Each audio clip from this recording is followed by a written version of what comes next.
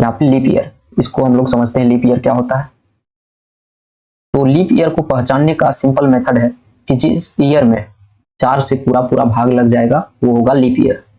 तो ये leap year में एक पॉइंट लिख देते हैं यहाँ पे, डिविजिबल बाय 4। इससे आप समझ जाएंगे कि जिस ईयर में 4 से पूरा पूरा भाग लग जाएगा वो होगा लीप ईयर। जैसे एग्जांपल में देखिए, जैसे 2000 हो गया, 2004 हो गया, 2008 हो गया, ये सारा जो है इसमें पूरा पूरा भाग लग रहा है 4 से, तो ये सारा लीप ईयर है। तो इस तरह आप देख के बता सकते हैं कि कौन सा लीप ईयर है और कौन सा नॉन लीप ईयर है। तो लीप ईयर में देखिए, लीप ईयर में 366 दिन हो जाता है, एक दिन ज्यादा होता है नॉर्मल ईयर से। ये क्यों हो जाता है? तो लीप ईयर में जो है फरवरी जो मंथ होता है, फरवरी, ये जनरली होता है 28 दिन का। लेकिन लीप ईयर के केस में क्या हो जाता है?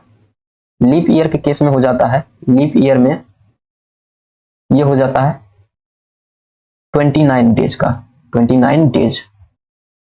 यही एक दिन बढ़ जाता है फरवरी में, इसी के कारण जो है लीप ईयर में 366 दिन हो जाता है।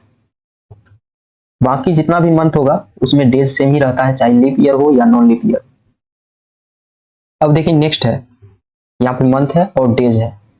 किस मंथ में कितना डेज होगा ये आपको याद रखना होगा, क्योंकि ये सारा पॉइंट आगे यूज में आएगा जब आप न्यूमेरिकल सॉल्व करेंगे।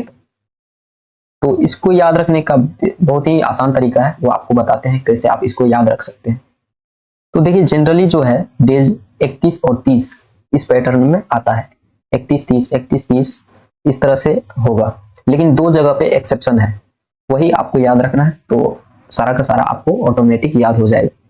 तो जनवरी देखिए यहाँ पे स्टार्ट होता है 31 दिन का, जनवरी में होता है 31 दिन। इसको अलग कलर्स देते हैं, जनवरी होता है 31 दिन का। फिर फरवरी देखिए यहाँ पे ये एक्सेप्शन है, फरवरी 31 के बाद 30 होना चाहिए था, लेकिन ये होता है 28 या 29 डेज का।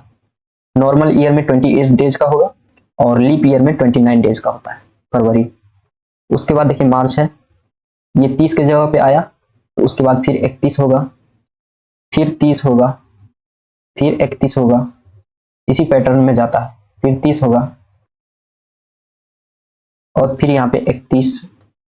फिर देखिए यहाँ पे एक्सेप्शन आ जाता है, यहाँ पे 30 नहीं, ये भी 31 का हो जाता है। जुलाई और अगस्त यहाँ पे एक्सेप्शन है, ये 31 का और ये भी 31 का हो जाता है। फिर देखिए यहाँ पे 31 के बाद 30 हो जाएगा ये, फिर 31 हो जाएगा ये, फिर 30 और फिर 31। तो इस तरह से आप, काफी इजी तरीका है याद रखने का। यहाँ पे फरवरी तो आपको याद ही रहेगा कि 28 डेज का और 29 डेज का होता है। जनवरी स्टार्ट होता है 31 डेज से, उसके बाद 28 डेज, उसके बाद 31-30, 31-30, 31-31। यहाँ पे देखिए एक्सेप्शन है, जुलाई और अगस्त दोनों ही 31 दिन का हो जाता है। उसके बाद सितंबर 30, फिर 31-30, 31। इस तरह से आप इसको याद रख सकते हैं।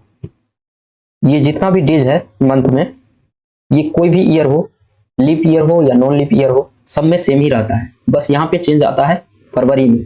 अगर लीप ईयर रहेगा तो 29 डेज का होगा और नॉन लीप ईयर होगा तो 28 डेज का होगा। बाकी जितना भी मंथ है उसमें डेज सेम ही रहता है हर ईयर। तो इसको आपको याद रखना है।